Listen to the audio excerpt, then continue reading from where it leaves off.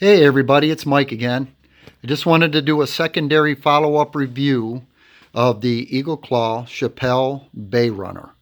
I did a review earlier before it was taken out on the ice, and it kind of gave a little bit of the benefits of it. As you can see, it's a totally enclosed shanty that is mounted to a sled. I did have it out twice now, and both times I was very impressed with it. There is no wind can get in it. The doors worked very well. The only one problem about the doors is if you do get a little bit of ice or water in this area, they can freeze up, so you got to be careful about that. They zipped up and zipped open very easily most of the time without any issue. We were out and it was probably 8 to 10 degrees outside, so it was fairly cold. So but they still worked really well. Other than that, the only other thing that I had a problem with is, as you can tell, is that these things do not have any type of anchoring system. Now, while we were out, my friend and I, he has the exact same one. We had him right next to each other, and we were setting up some tip-ups, and the wind grabbed them, and they just started sliding right down the ice. So it is important to make yourself some type of anchoring system. That is one thing that Chappelle probably should have taken the time to think about, putting some kind of strapping or something like that on it so that you do have an anchoring system. I do know that this thing is designed to be extremely mobile, but at the same time, you can't be sitting in there entirely all the time trying to hold it down. You need to be able to hold it down with some kind of system.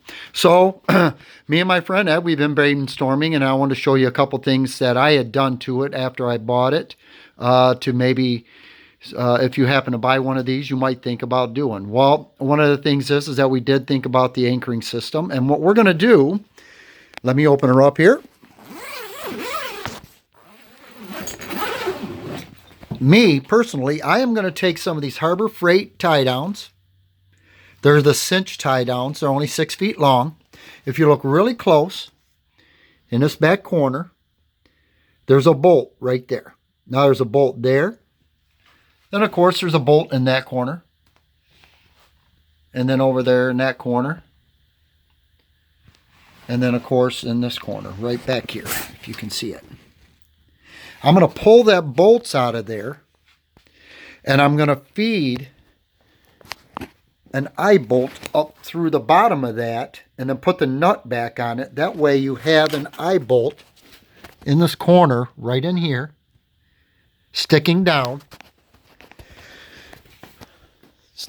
maybe that much from the bottom of the lip. And then all you got to do is you put your hook right on that eye bolt. Then you anchor out somewhere over here, and you can do that in every corner. Then all you do is cinch it down, and it'll hold you right to the ice. So that way you're not putting any extra holes in your shanty. You're not messing around with drilling holes or anything like that. You just pull them original eye bolt or bolts out of there, put a couple eye bolts in, or an eye bolt in every corner with the eye facing down. Then hook it on there, and then you can cinch yourself right down with some ice anchors. So fantastic idea there. The other thing I wanted to bring up is that if you notice, I put a piece of wood in here. I did a review on some Corker boots earlier, and the spikes on them they're just extremely great.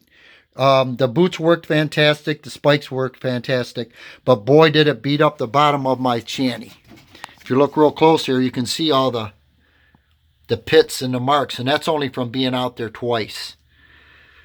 Well, I can't have that happening, so what I did was I just laid a piece of wood in there so that it wouldn't destroy the bottom of my shanty. A couple years of that, and it would just leave so many gouges, it would just destroy the shanty. So, like I said, the Harbor Freight cam tie downs and a couple eye bolts, and then you're good to go with the lashing it down to the ice.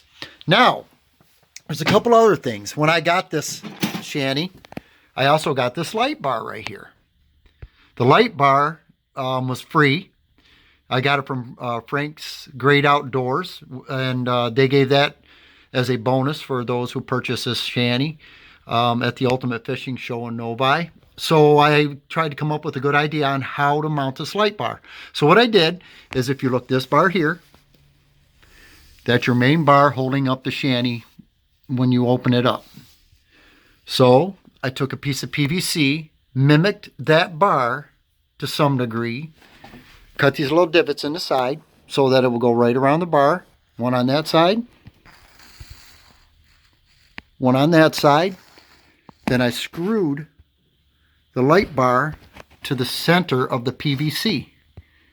Then I lashed the cords with some Velcro tape. Now you can use zip ties. I think I'm going to use zip ties. I just didn't have any at the time. But once you get that thing mounted up there, it goes in and out just like the main bar. It pops right in there. It's a lot lighter than the bar, and it, so you're not adding any extra weight that you're dragging out there.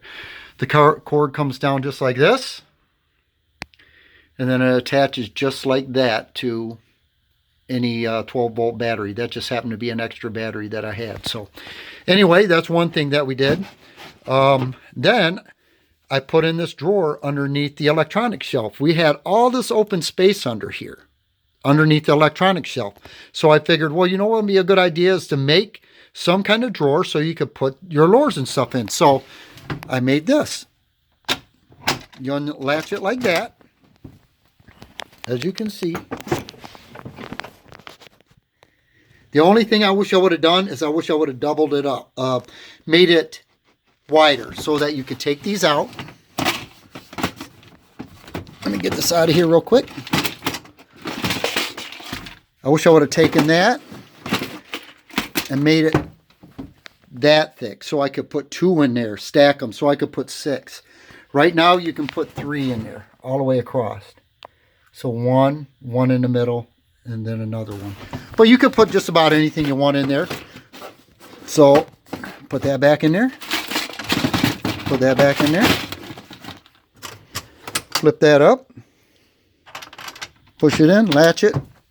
You're good to go.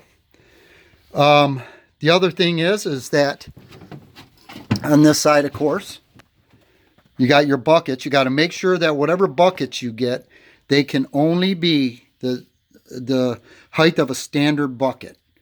Don't get anything that's any taller than that because they are very tight in there. So anyway, there's a couple things we're going to do. You do need the tie downs.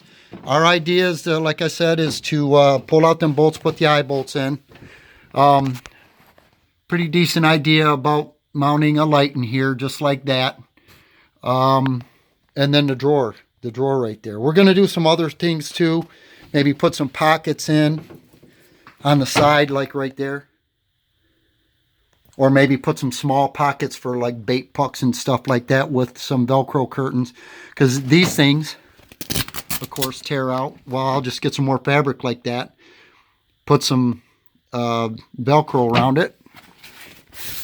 And then Velcro them, maybe one there.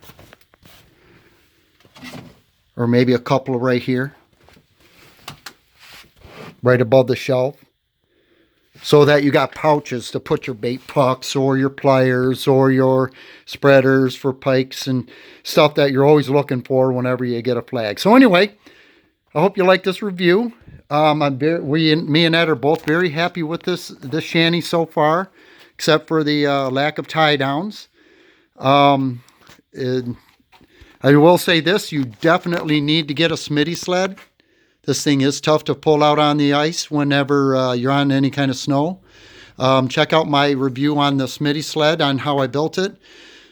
But you're going to thank yourself if you get a Smitty sled and put this on it. It was very heavy out there on the ice, on the snow. Once I pulled it out there the second time with the Smitty sled, it made it incredibly easier. So anyway, I hope you enjoyed this review. If it helped you any, that's great. Enjoy the ice. Get out there and catch some pike. Take care.